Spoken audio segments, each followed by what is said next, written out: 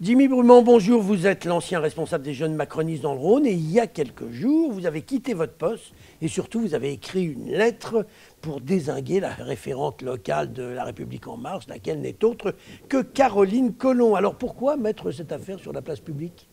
Bon, tout d'abord, bonjour. Bonjour. Moi, j'ai voulu rendre cette lettre publique pour une seule raison, c'est pour mettre la lumière sur ce qui se passe à Lyon. Parce que moi, je pense qu'aujourd'hui, il y a beaucoup de gens qui n'osent pas parler, il y a beaucoup de gens qui ont peur, et surtout, il y a des jeunes qui ont été victimes de certaines intimidations, et il faut impérativement que ça se sache pour que ça puisse s'arrêter. Et c'est une façon, en fait, de protéger tous ceux qui ont été victimes de ça et qui ont peut-être aujourd'hui se rendre compte qu'ils peuvent parler et que, en tout cas, ce n'est pas un comportement ou des pratiques qui sont normales en politique. Vous n'avez pas l'impression un peu de tirer contre votre camp?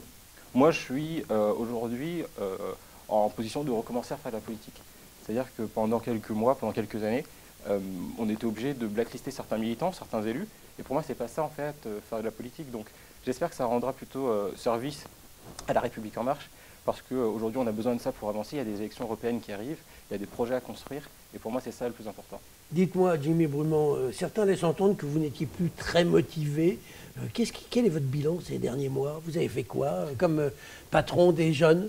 On a fait tout plein de choses. Bah oui, mais on ne les a pas vus. Il y a votre consoeur qui a fait une enquête chez nous pendant près de 3 mois, qui a fait un article de 3 pages. Je vous recommande de lire. Elle n'a pas exactement le même constat, puisqu'elle a vu qu'on était le mouvement de jeunesse le plus actif dans le Rhône. Elle a vu tout ce qu'on a fait.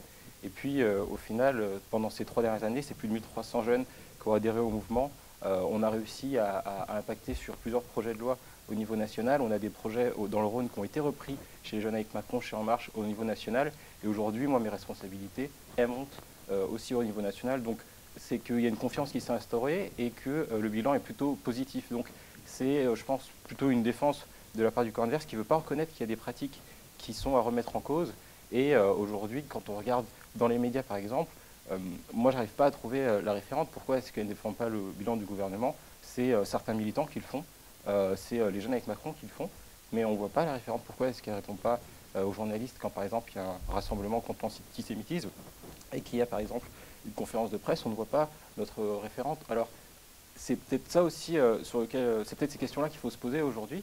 Quand on demande un bilan, c'est quoi le bilan en fait de La République En Marche dans le Rhône quand il faut défendre l'action du gouvernement? On a vu la création d'une association qui s'appelle Prendre un temps d'avance. On se rend compte que c'est à peu près les mêmes personnes qui sont dans l'entourage le plus proche de notre référente, dans la gestion de cette association. Et puis au final, c'est ce noyau dur qui terrorise certaines personnes.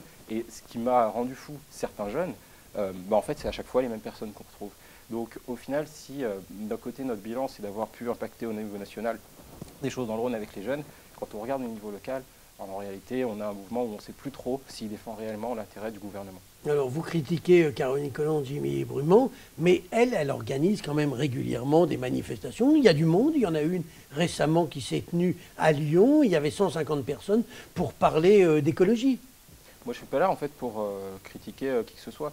Simplement, à titre personnel... Dans votre lettre, vous n'êtes pas là pour critiquer qui que ce soit, mais vous parlez de dérive autoritaire, vous parlez de pression inadmissible. Exactement, c'est des pratiques que je remets en cause.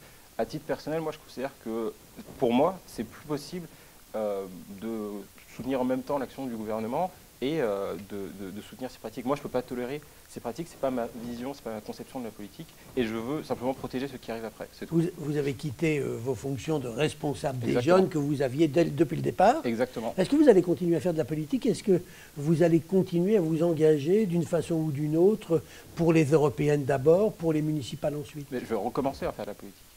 C'est-à-dire que quand on interdit, par exemple, de travailler avec Mme Bruniera, qui est notre députée dans le Rhône spécialiste sur l'éducation, et qu'on a en même temps les responsabilités d'un mouvement de jeunesse.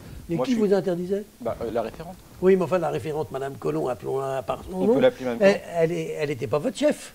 Mais c'est ce que je vous dis, c'est qu'il y a des intimidations, des pressions, des chantages, des mensonges, tout ce genre de pratiques qui, moi je considère que c'est pas ça la politique. Donc maintenant que je suis plus dans cette équipe, j'ai pas démissionné de La République En Marche ou des Jeunes avec Macron, j'ai démissionné de l'équipe de la référente parce que pour moi, on ne pouvait plus faire de politique. Maintenant, je vais pouvoir recommencer à en faire, on va pouvoir faire une belle campagne pour les européennes et surtout, on va pouvoir commencer à penser à l'avenir avec les citoyens, avec les militants et avec surtout nos élus qui aujourd'hui n'ont pas la parole dans un comité politique qui existe absolument partout ailleurs en France, que le national demande et qu'on n'arrive pas à avoir dans le Rhône. On ne comprend pas pourquoi ni comment sont prises les décisions. Dites-moi, Jimmy Brumand, petite question, est-ce que vous êtes déçu par Macron? Parce qu'il y a quand même l'affaire Benalla, c'est pas à la gloire du président de la République. Moi, aujourd'hui, je suis plutôt ravi de l'action du gouvernement. Ah, Il y a c'est vous? forcément, Il n'y en a pas beaucoup, hein. il y a forcément des choses qu'on peut remettre en question. Évidemment que cette affaire, moi, elle m'a surpris, comme absolument tout le monde. On ne peut pas dire que c'est quelque chose de positif. Mais si on regarde dans la globalité, dans le temps plutôt court qui nous a été donné depuis l'élection du président, je trouve qu'il y a de très belles choses qui ont été faites, en particulier pour les jeunes. On a de belles avancées. Moi, je suis très content.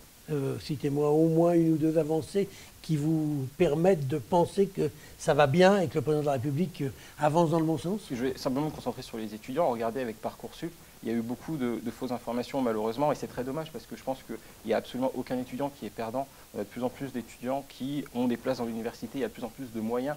Dans le Rhône, il y a près de 6000 places qui vont ouvrir dans les universités, en Auvergne-Rhône-Alpes. Il y a 6000 places d'université qui vont ouvrir. Il y a un système d'attribution de ces places qui est de mieux en mieux organisé. Moi, je me souviens qu'à une époque, j'avais peur d'aller dans l'université à cause de admission post-bac. Aujourd'hui, j'ai l'impression que ça n'existe plus. Eh bien, on va suivre ça avec intérêt. On va regarder quelle est votre implication dans les prochaines campagnes électorales qui s'annoncent. Jimmy Brumand, je vous remercie. Merci à vous.